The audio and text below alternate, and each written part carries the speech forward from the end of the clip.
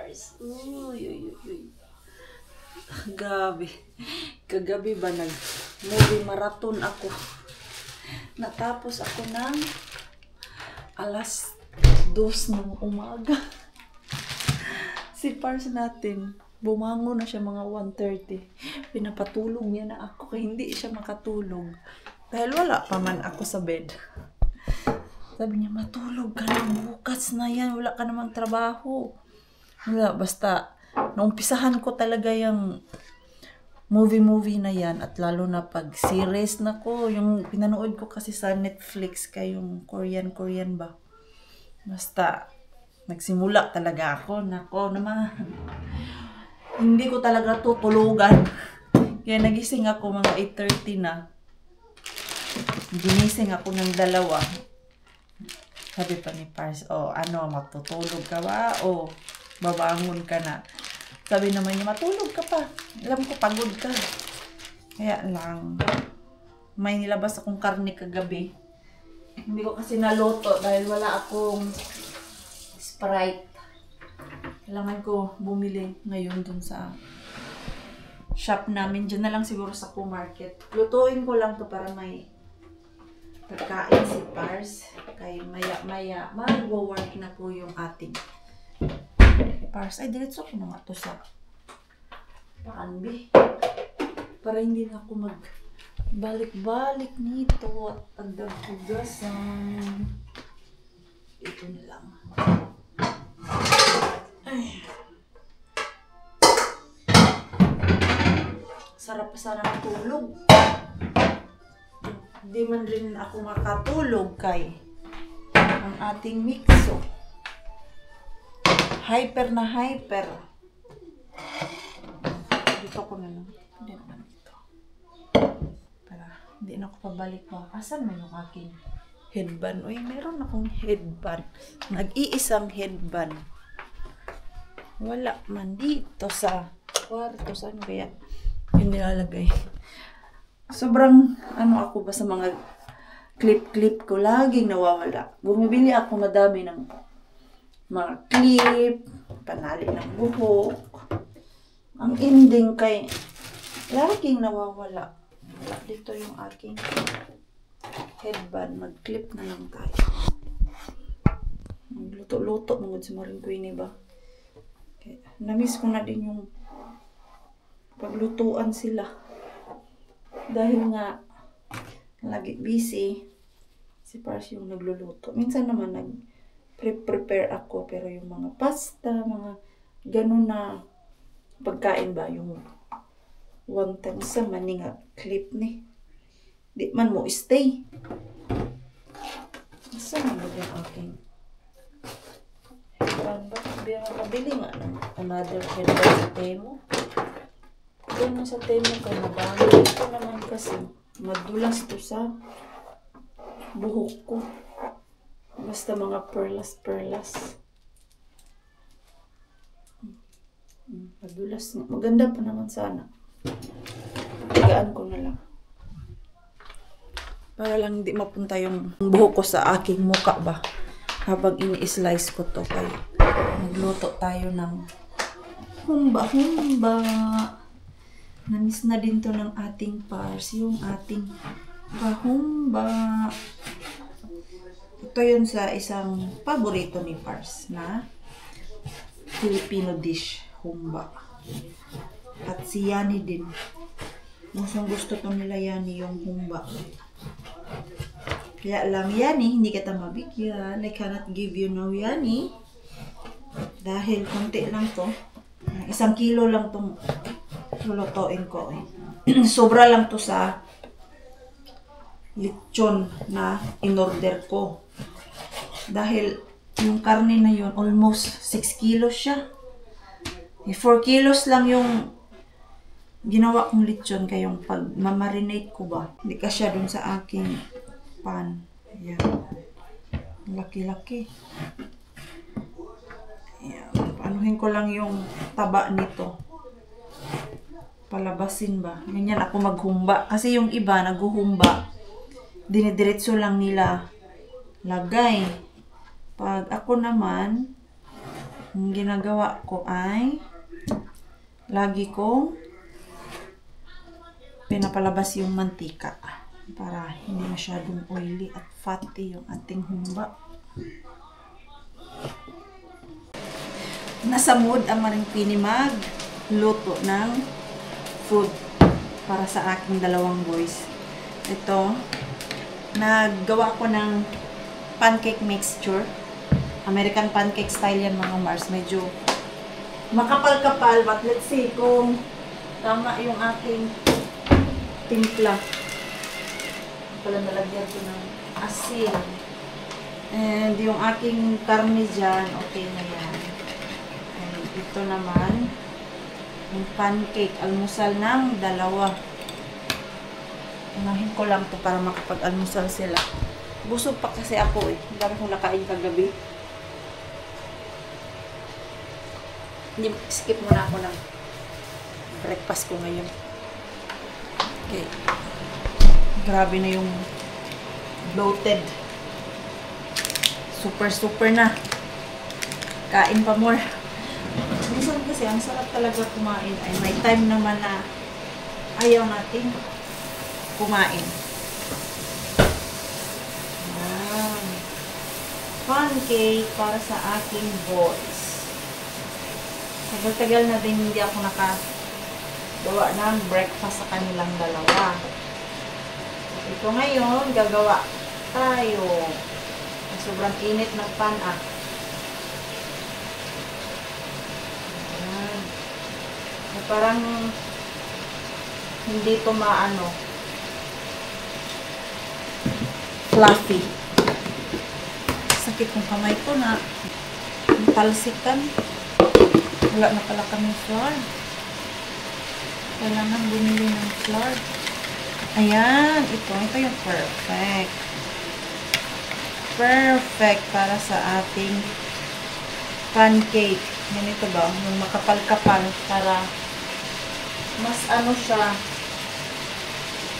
thick. And vanilla flavor. Nang may lasa yung ating pancake. Hindi sila mahilig sa ganito, pero kakain tong mga to. Of course, kay gawa ng inyong Maringpini. Minsan lang to. Kaya silipin nila. Naka-free time kasi ang mama Q nila dito sa kusina. Breakfast.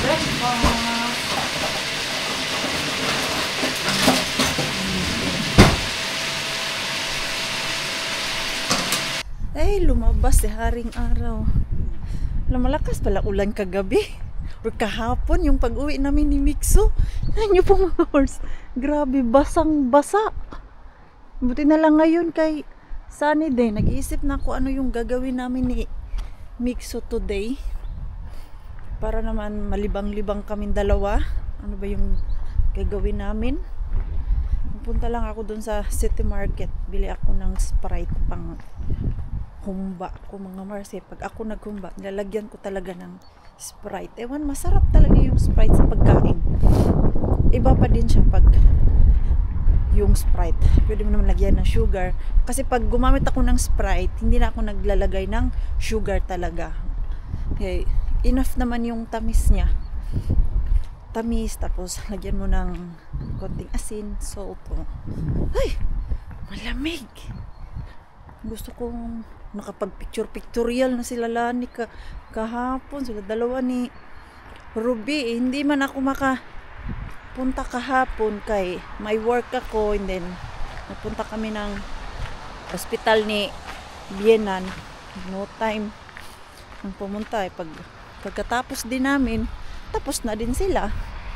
Bigla mang umulan kahapon ng hapon pero may araw. Lamig. Bili na lang din pala ako ng gatas ni Mixo. Ready na yung ano ko Marsoy food. Hindi lang ako nakapag-vlog kay nag-i-edit ako habang nagluluto. And ito na yung naluto ko. Yan yung ating humba. At naku naman po, mauubos na naman ang rice natin nito. Ang sarap ng sauce.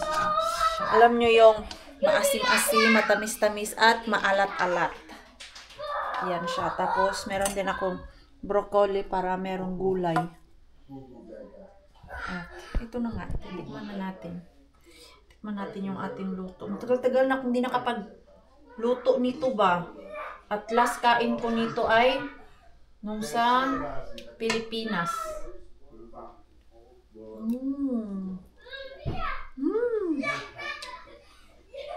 Sarap. Gusto ko na kumain. Kaubos to ng rice. Baon ni Pars. Lagyan ko na din ng broccoli. Yan. Ganyan lang kami ba? Kung sino yung may free time. Siya yung magre-ready ng pagkain namin. In fairness, maganda din pala na merong apron habang nagluluto ka. Kay kanina, grabe yung talsik at nakaputi ako. Usually, yung mga damit ko, nagkakaman siya tuwing nagluluto ako dito sa kusina.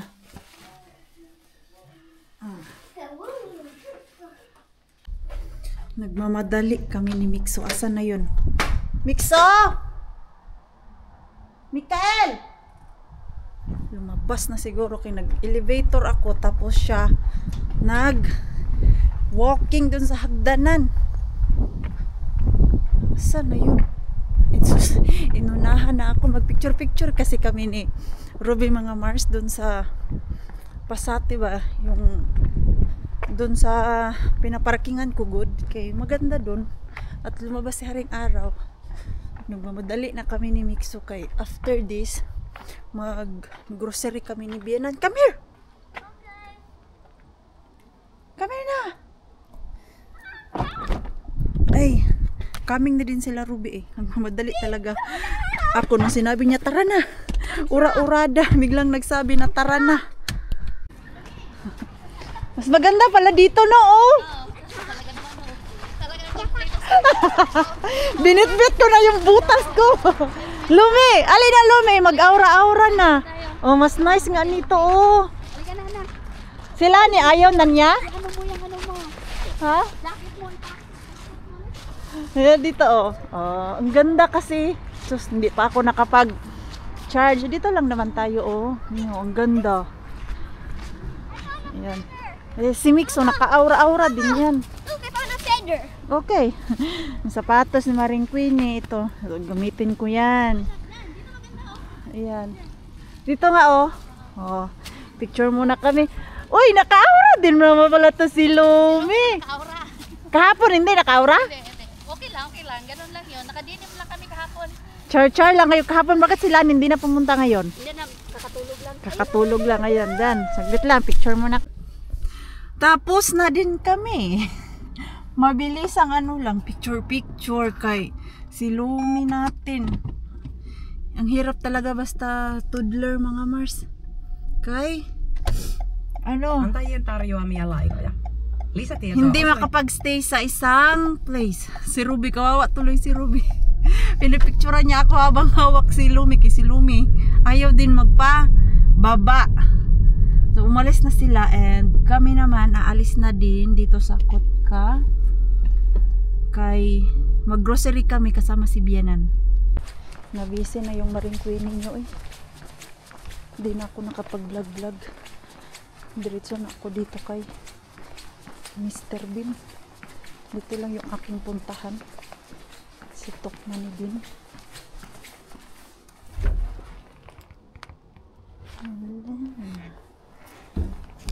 Bukas. Tinapay.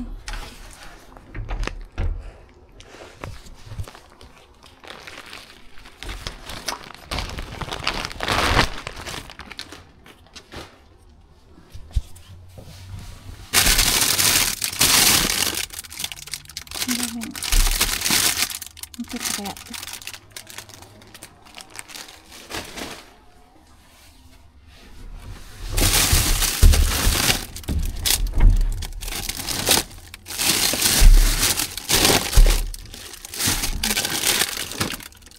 Mga ganito.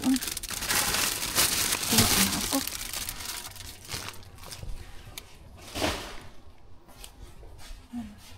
Masarap man ito mga Mars.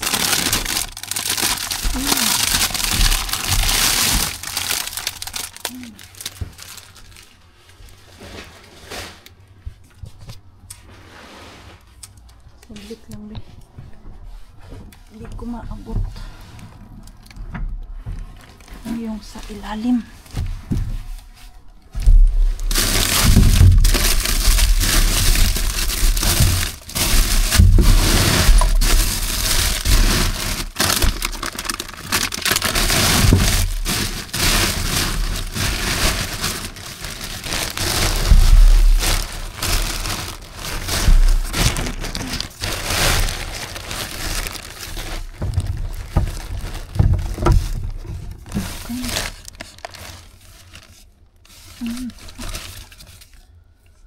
Okay po kaya to?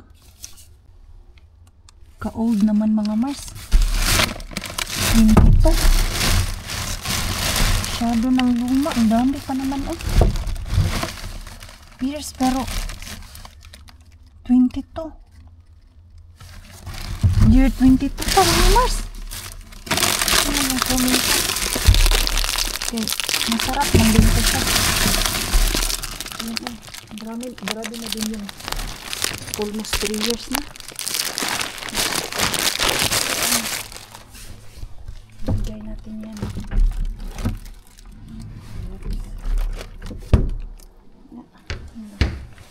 Mga tinapay yung ating kuha ngayon. Pero masarap kasi yan na tinapay. Yan lang yung ating harbat today. Tonight pala, sorry, tonight. Yan lang yung kuha ng Maring Queen eh. Ang lakas ng hangin. Diba? Grabe naman yung Peruna in cans. Uy, minatamis na Peruna mga Mars ba? 2022. Grabe ka. Luma na nun. Ayun lang. Hindi man ako nakadami pero at least may kuha ako. Ang ingay ng sasakyan ko, pagas nga ako dun sa kanto kay mura ang gas ba, 1 euro and 589 cents. Mura na yun kaysa naman dun ka sa tag almost 2 euro na. Grabe ka busy. Uy, alas 9 na mga Mars. Hindi ako makapag-concentrate sa pag-vlog. And meron palang nakuha si Pars na Mr. Grocery bag. Habang wala kami dito kanina ni Mixer, nasa Kutka kami ba? Hinatid niya pala to. Sabi niya baka gusto ko daw i-vlog ay ano ko na. Diyan na lang muna sa balkon kay madami-dami din to nakuha nila. Ayan may gatas, itik sinlo, hilay pa, salmon bread. Ang daming bread. Ito bread din.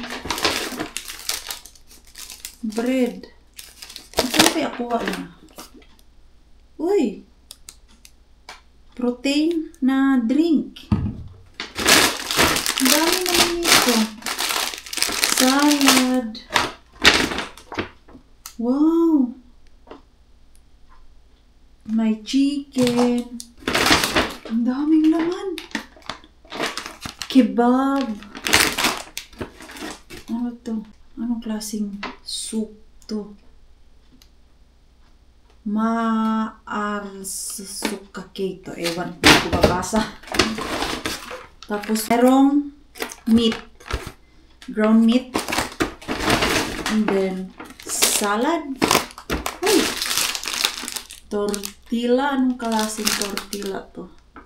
Uy! Pwede ko to baunin bukas. And then another salad. Another luto na pagkain. Kalilati ko. Ito gusto to ni Pars. Ang dami din kuha ni Pars ha. May luto na, may salad, may soup pa, may chicken. Grabe. Hindi naman talaga lugi. For sure, 7 to ba? Ay, pag bumibili siya doon ng rescue, ay, 7 euro man yung usually binabayaran niya doon. At ito naman yung nakuha natin. Sunday harbat. Merong muffin or muffin. Ito, cake. Magdala na ako ng bukas sa work. Kasi, masarap to pang kape. Galing ko ito bukas sa work. Mga ganito ba, tinapay. And then, merong brown rice, source of fiber, vegetarian, palm oil free. Oh, vegetarian na snack. Ang daming ganito na. Tinapay ba yan? Cake. Mini cake pala to siya. Sorry lang, good. And then, pula. Kurba posti pula. Ito. Ito yung ating Sunday harbat. Kasing sweet ni Maring Queen. Char lang. Madami na din to. Wonderful. Oh. Ang dami mga Mars. Oh. Sulit yung lakad ko kanina. Iniwan ko lang si Mixo kanina dun kay Bianan. After kong pick upin si Bianan galing dun sa Kotkaba. Punta kami ni Mixo. Nag-picture kami. Dumiretso ako dyan sa yard at pinick up si Bianan para samahan siya mag-grocery. Kailan ba yun? Tuesday, natumba pala si Bianan natin at hindi siya nagsabi. Nainis nga kami kay hindi man lang siya tumawag sa amin, humingi ng tulong. Ang sabi niya, pagkagising niya daw, umaga nung Tuesday, bigla daw siyang natumba na walang rason. Yung pagtalikod niya ba, galing dun sa cabinet niya, meron siyang kinuha. Tapos, yung dito daw, hindi niya daw magalaw properly, yung likod niya. So, ang ginawa niya, galing dun sa cabinet, gumapang siya sa bed. Napasigaw po daw siya kay hindi niya kaya yung sakit, as in sobrang sakit. Tapos, hindi naman siya nagpunta ng doktor. At nung Friday, tinawagan siya ni Pars. Kinamusta. Doon lang siya nagsabi na may nararamdaman na pala yung ating Bianan. Usually, tumatawag din si Pars natin every other day. Minsan naman, every day pag hindi busy. Last week, sobrang busy namin. Kaya, hindi namin siya na tawagan. Pero Friday, tinawagan namin. Kay Sunday, kausap namin siya. And then, pagka Friday, tinawagan ni Pars. Kinumusta namin. Diyos ko, doon na siya talaga nagsabi ba. Kaya sinabihan siya ni Pars na next time, please, kung meron kang nararamdaman or na aksidente ka dyan sa loob ng bahay mo, natumba ka man o nadapa, pag feeling mo na hindi mo kayang maglakad, tumawag ka agad sa amin. Kaya nga, andito tayo, nakatira sa same place para pag something happen, kaya matanda na yung ating Bianan, makatawag siya agad-agad sa amin ako. Sabi niya, nahiya man siya magtawag daw sa amin, magsaklolo. Sabi ko, naku naman to talaga si IT. Tapos kahapon, nung sinamahan ko siya dun sa ospital, kinausap ko din siya. Sabi ko na, pag gusto mo ng tulong, huwag siyang mahiya sa amin ba na lumapit. Alam niyo po yun mga Mars, na hindi naman kami iba sa kanya. Sagot niya, busy kami daw. May mga kanya-kanya kaming trabaho. Sinagot ko siya, kung gusto mo na magpunta ng shop para mas easy, kay pumupunta yan siya ng shop, mag-isa lang, tapos minsan ang dami niyang dala, ang bigat daw. yun, inoffer ko na after work, pwede niya ako tawagan. Like, after 4 o'clock, o di kaya 5 o'clock, or pagka 4 o'clock, kung meron siyang bibilhin, tawagan niya ako para galing doon sa work ko, ma-pick up si Mixo, diretso ko pick upin siya para samahan siya kung saan man siya pupunta. Yung magbili-bili ng grocery niya ba, like, pag wala na daw siyang gatas, kanina ang binili niya, gatas, yung drinks, ano pa yun? Yung shampoo, yung mga ganun. Ang binili niya.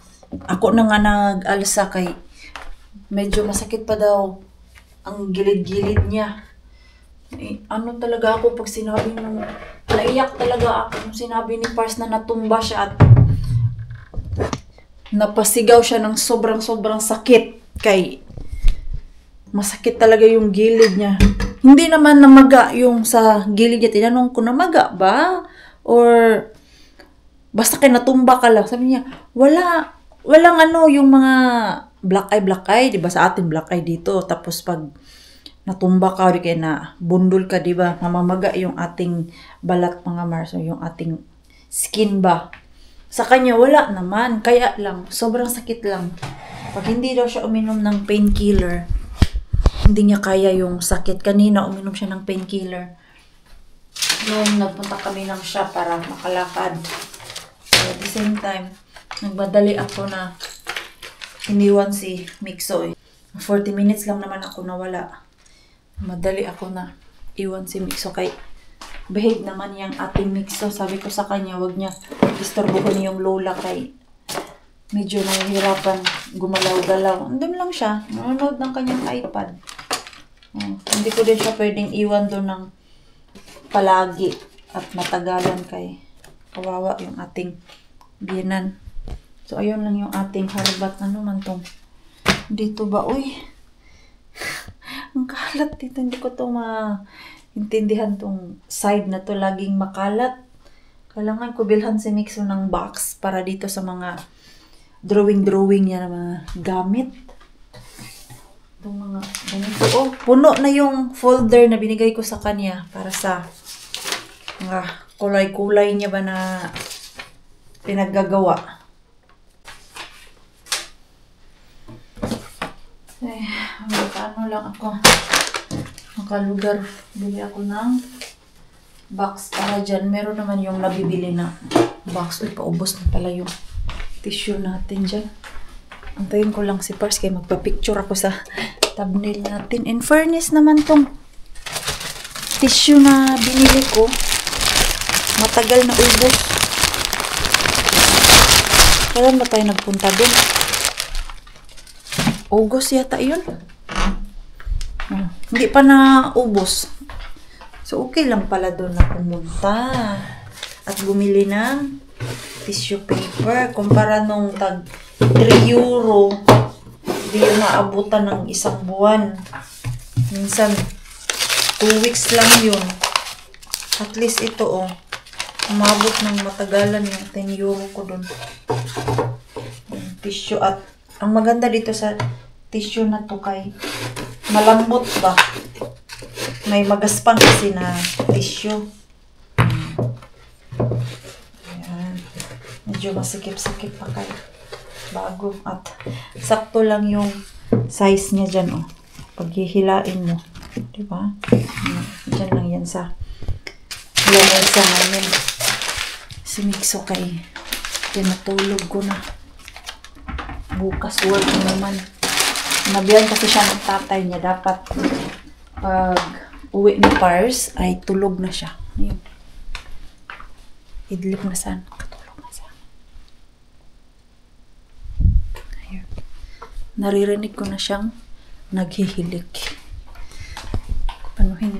Kunin ko. Transfer ko muna yung aking mga picture dito sa cellphone na kuha namin kanina ni Ruby.